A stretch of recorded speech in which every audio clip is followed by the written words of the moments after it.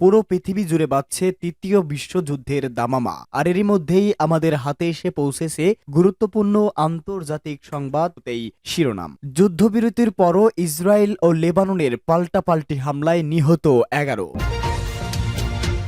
এরপরে জানাবো পাল্টা আক্রমণ শুরু করেছে সিরিয়ার সরকারি বাহিনী। এদিকে গাজায় এ পর্যন্ত ৩৩ জন জিম্মি নিহত হয়েছেন জানালো হামাস। জানিয়ে দিব, জিম্মিরা মুক্ত না হলে ভয়াবহ পরিণতি ঘটবে, ট্রাম্পের হুঁশিয়ারি। এবং সর্বশেষ জানাবো, দখলে নেওয়ার আশায় সিরিয়াকে অস্থিতিশীল করেছে ইসরায়েল, দাবি ইরানের। এতক্ষণ শুনছিলেন সংবাদ শিরোনাম, এবারে বিস্তারিত। তবে তার আগে প্রতিদিনের আপডেট আন্তর্জাতিক সংবাদ সবার আগে পেতে ভিডিওটিতে একটি লাইক দিয়ে চ্যানেলটি সাবস্ক্রাইব করার অনুরোধ রইল। যুদ্ধবিরতির পরও লেবানন ইসরায়েলের পাল্টাপাল্টি হামলা। লেবাননে যুদ্ধবিরতিতে সম্মত হয়েছে ইসরায়েল। দেশটির সম্মতির পর লেবাননে যুদ্ধবিরতি কার্যকর করা হয়েছে, তবে এরপরও পাল্টাপাল্টি হামলা চালিয়েছে উভয় পক্ষ। এতে হতাহতের ঘটনা ঘটেছে। আল জাজিরার এক প্রতিবেদনে এই তথ্য জানানো হয়েছে। প্রতিবেদনে বলা হয়, গত সপ্তাহে হিজবুল্লাহর সঙ্গে যুদ্ধবিরতিতে সম্মত হওয়ার পর লেবাননে পৃথক হামলায় 11 জন নিহত হয়েছে। তাদের মধ্যে একজন দেশটির নিরাপত্তা বিভাগের কর্মকর্তা রয়েছেন। লেবাননের স্বাস্থ্য মন্ত্রণালয় জানিয়েছে, সোমবার ইসরায়েলি বিমান হামলায় লেবাননে 2 জন নিহত হন। এর জবাবে ইসরায়েলের সামরিক অবস্থানে হামলা চালায় হিজবুল্লাহ। এরপর কয়েকটি বিমান হামলা চালিয়েছে ইসরায়েল। এতে আরো অন্তত 9 জন নিহত হয়েছে। হিজবুল্লাহ জানিয়েছে, তারা যুদ্ধবিরতিতে সম্মত হওয়ার পর তা লঙ্ঘনের জবাবে বিতর্কিত এলাকা কাফার চৌবা পাহাড়ে একটি ইসরায়েলি সামরিক ঘাঁটিতে আক্রমণ করেছে।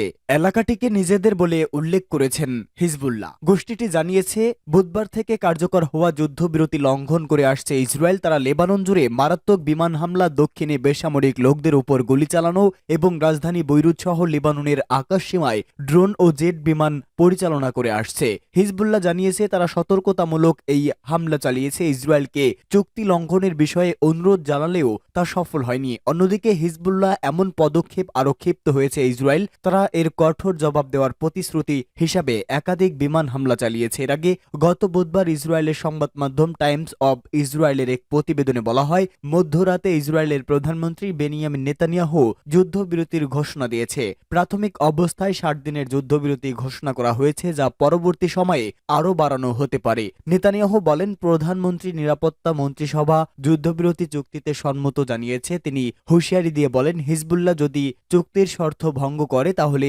ইসরায়েল তাদের বিরুদ্ধে তাৎক্ষণিক ব্যবস্থা নেবে। চুক্তি অনুসারে আগামী 60 দিনের মধ্যে লেবানন থেকে ইসরায়েল তাদের সব সেনা প্রত্যাহার করে নেবে। অন্যদিকে হিজবুল্লাহ সীমান্ত থেকে সরে লিটানি নদীর অপর প্রান্তে সরে যাবে। এছাড়া তারা নতুন করে কোনো অবকাঠামো নির্মাণ বা নিজেদের পুনরায় অস্ত্রসজ্জিত করতে পারবে না। নেতানিয়াহু দাবি করেন, বর্তমানে আগের মতো শক্তিশালী নেই হিজবুল্লাহ। ইসরায়েলি বাহিনী তাদের কয়েক দশক পিছিয়ে দিয়েছে। তেল আবিব যুদ্ধে লক্ষ্য পূরণ করেছে। এ সময় চুক্তি অমান্য করলে কঠোর জবাব দেওয়া হবে বলেও হুঁশিয়ারি দেন তিনি। পাল্টা আক্রমণ শুরু করেছে সিরিয়ার সরকারি বাহিনী। সিরিয়ার গুরুত্বপূর্ণ শহর আলেপ্পো, ইদলিব ও হামায় বিদ্রোহী গোষ্ঠীর আক্রমণের মুখে শুরুতে পিছু হটলেও পাল্টা আক্রমণ শুরু করেছে সিরিয়ার সরকারি বাহিনী। রাষ্ট্রীয় সংবাদ সংস্থা সানা জানিয়েছে, বিদ্রোহীদের এই অগ্রযাত্রার প্রচেষ্টা বাধা দিতে সিরিয়ান ও রুশ বিমান বাহিনী পাল্টা হামলা চালাচ্ছে। শনিবার থেকে তারা বিদ্রোহী নিয়ন্ত্রিত ইদলিব প্রদেশ ও আলেপ্পোতে বিমান হামলা চালিয়ে আসছে বলে জানা গেছে। কাতার ভিত্তিক সংবাদ মাধ্যম আল জাজিরা জানিয়েছে, মিলিটারি অপারেশন কমান্ড নামের বিদ্রোহী গোষ্ঠীর পক্ষ থেকে বলা হচ্ছে, রাজনৈতিক সমাধান না হওয়া পর্যন্ত লড়াই চলবে। বিদ্রোহীদের সন্ত্রাসী আখ্যা দিয়ে সিরিয়ার প্রেসিডেন্ট বাশার আল আসাদ বলেছে, মিত্র রাশিয়া ও ইরানকে নিয়ে সর্বশক্তি দিয়ে লড়বে সরকারি বাহিনী।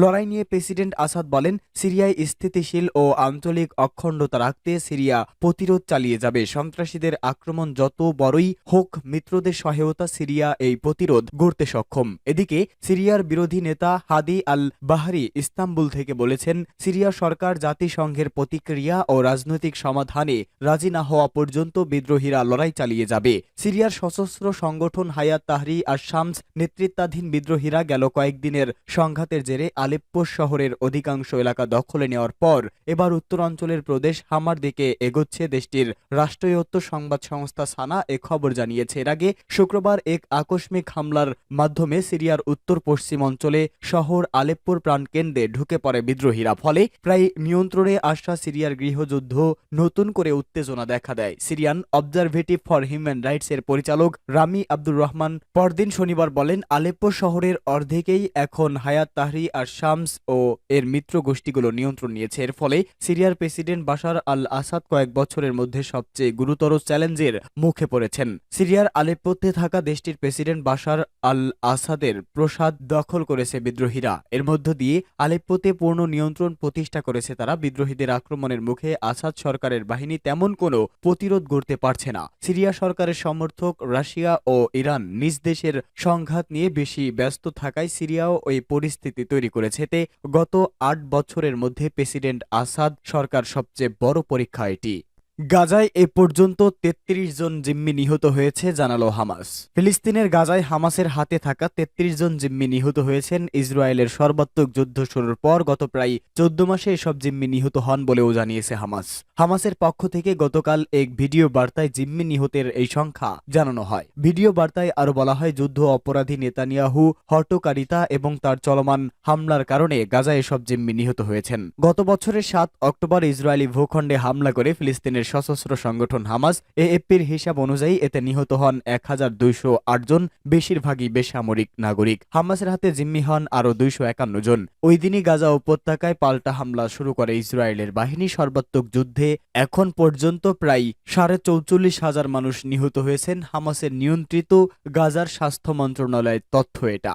ইসরায়েল হামাস যুদ্ধ জিম্মিরা মুক্ত না হলে ভয়াবহ পরিণতি ঘটবে, ট্রাম্পের হুঁশিয়ারি। যুক্তরাষ্ট্রের প্রেসিডেন্ট হিসেবে ২০২৫ সালের ২০ জানুয়ারি অভিষেক হবে ডোনাল্ড ট্রাম্প। সেই অনুষ্ঠানের আগে যদি হামাসের কবজায় থাকা জিম্মিরা মুক্তি না পান, সেক্ষেত্রে ভয়াবহ পরিণতি ঘটবে বলে হুঁশিয়ারি দিয়েছেন তিনি। নিজের সামাজিক যোগাযোগ মাধ্যম ট্রুথ সোশ্যালে পোস্ট করা এক ভিডিও বার্তায় হুঁশিয়ারি দিয়েছেন তিনি। বার্তায় ট্রাম্প বলেন, মধ্যপ্রাচ্যের চলমান যুদ্ধে অত্যন্ত নিষ্ঠুর, অমানবিক এবং পুরো বিশ্বের ইচ্ছার বিরুদ্ধে যাদেরকে জিম্মি হিসেবে বন্দী রাখা হয়েছে তাদের মুক্তির জন্যই সবাই সরব। কিন্তু সবাই শুধু কথাই বলছে, কাজের কাজ কিছুই হচ্ছে না। ২০২৫ সালের ২০ জানুয়ারি আমার অভিষেক অনুষ্ঠান, যদি তার আগে জিম্মি মুক্তি দেওয়া না হয় তাহলে মধ্যপ্রাচ্যে ভয়াবহ পরিণতি ঘটবে। যুক্তরাষ্ট্র এমন আঘাত হানবে যা এর আগে দীর্ঘ ইতিহাসে কখনো ঘটেনি। যারা মানবতা বিরোধী অপরাধ ও সহিংসতার সঙ্গে সংশ্লিষ্ট তাদের সবাইকে নরকে পাঠানো হবে। এর আগে গত ২৯ নভেম্বর যুক্তরাষ্ট্রের পার্লামেন্ট উচ্চকক্ষ সিনেটর সদস্য এবং ট্রাম্পের ঘনিষ্ঠ হিসেবে পরিচিত রিপাবলিকান পার্টির রাজনীতিবিদ লিন্ডসে গ্রাহাম এক সাক্ষাৎকারে বলেছেন, নিজের অভিষেক অনুষ্ঠানের আগেই গাজায় যুদ্ধবিরতি চান ট্রাম্প। মার্কিন সংবাদ মাধ্যম অক্সিওসকে দেওয়া এক সাক্ষাৎকারে তিনি একথা বলেন। গাজায় আটক ইসরায়েলি জিম্মিদের মুক্তি এবং সেখানে যুদ্ধবিরতির জন্য ডোনাল্ড ট্রাম্প দৃঢ়প্রতিজ্ঞ। এমনকি তিনি চাইছেন প্রেসিডেন্টের অভিষেক অনুষ্ঠানের আগেই যেন এ ব্যাপারে সুরাহা হয়। ২০২৩ সালে ইসরায়েলের ভূখণ্ডে ঢুকে অতর্কিত হামলা চালায় হামাস। এরপর থেকেই পাল্টা হামলা শুরু করেছে ইসরায়েল। এতে প্রায় ৪৫,০০০ ফিলিস্তিনি নিহত হয়েছে, আহত হয়েছে আরও ১ লাখেরও বেশি মানুষ। দখলের নেশায় সিরিয়াকে অস্থিতিশীল করছে ইসরায়েল, দাবি ইরানের। আলেপ্পোর নিয়ন্ত্রণ বিদ্রোহীদের হাতে যাওয়ার পর থেকেই উত্তাল সিরিয়ার পরিস্থিতি। সশস্ত্র গোষ্ঠীগুলোকে ঠেকাতে মরিয়া সিরিয়ার বাহিনী। এ অবস্থায় প্রশ্ন উঠেছে, হঠাৎ কেন আবারও অস্থিতিশীল হয়ে উঠল সিরিয়া? ইরান বলছে, নেতানিয়াহু প্রশাসনের মদদেই নতুন করে উত্তাল হয়ে উঠেছে সিরিয়া। মধ্যপ্রাচ্যকে অস্থিতিশীল করাই ইসরায়েলের মূল উদ্দেশ্য বলে দাবি ইরানের। ভূমি দখলের নেশায় সিরিয়ার গৃহযুদ্ধকে আরও উস্কে দিচ্ছে জয়নবাদীরা, অভিযোগ তেহরানের। ইরানের পররাষ্ট্র মন্ত্রণালয়ের মুখপাত্র ইসমাইল বাঘেরি বলেন, জয়নবাদী ইসরায়েলি প্রশাসন বরাবরই বিভিন্ন সন্ত্রাসবাদী গোষ্ঠীগুলোকে সমর্থন করে আসছে। নিশ্চিতভাবেই তাদের উদ্দেশ্য দখলদারের বিরুদ্ধে প্রতিরোধকে দুর্বল করে তোলা। বিভিন্ন ইসলামিক গ্রুপকে ব্যবহার করে পুরো মধ্যপ্রাচ্যের নিরাপত্তায় বিঘ্ন সৃষ্টি নেতানিয়াহু প্রশাসনের বহু পুরানো চক্রান্ত। সন্ত্রাসবাদদের পুনরুত্থান ঠেকাতে পুরো মধ্যপ্রাচ্য এক হয়ে কাজ করবে এমন আশা প্রকাশ করেছে ইরান। ইসমাইল বাঘেরি আরো বলেন, সন্ত্রাসবাদদের ভয়াবহতা মধ্যপ্রাচ্যেই জানে। তাদের পুনরুত্থান বন্ধে তাই সব মুসলিম বিশ্ব এক হয়ে কাজ করবে। যত দ্রুত সম্ভব তাদের পতন ঘটানো হবে ইনশাআল্লাহ। এর মধ্যে সিরিয়ার প্রেসিডেন্ট বাশার আল আসাদের সাথে সাক্ষাৎ করেছে ইরানের পররাষ্ট্রমন্ত্রী আব্বাস আরাকচি।